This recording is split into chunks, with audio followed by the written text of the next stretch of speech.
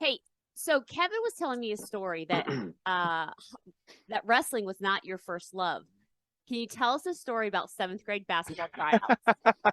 That's true. And God rest his soul. About a month ago, I found out that Mr. O'Leary, I got to call Mr. O'Leary was our phys ed coach. Okay.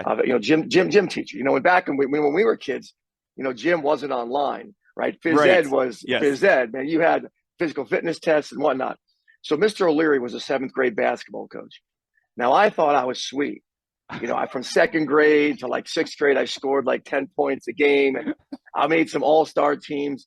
And the seventh grade tryouts come, and I try out. And Mr. O'Leary, back in the day, there was no warm, fuzzy meetings. It was just on the locker room wall. Here's who made the team.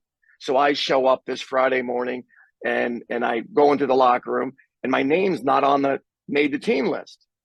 So right away, I go in to see Mr. O'Leary. Mr. O'Leary, I think you made a mistake. Where's my name? My name's on. And he was the seventh grade basketball coach, and I thought I was going to play in the NBA. I basketball was a real passion.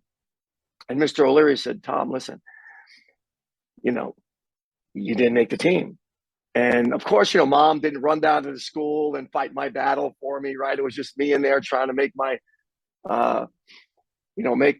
make him realize that he made a mistake. But the thing was, it was like this Garth Brooks song, right? The Unanswered Prayers, one of my favorite songs written by Garth Brooks. And it was an unanswered prayer. He said, look, you foul a lot.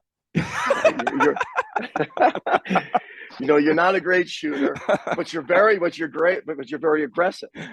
So you should maybe try something like wrestling. So Mr. O'Leary suggested wrestling. I went home that night at the dinner table. My brother was older than me. He was getting into wrestling. He's like, you're going to wrestle. That's a great idea. I'm like, there is no way I'm wrestling. And then the biggest concern I had was that singlet. Have you seen the uniforms that Yes. wrestlers wear? Oh, yeah. Of course.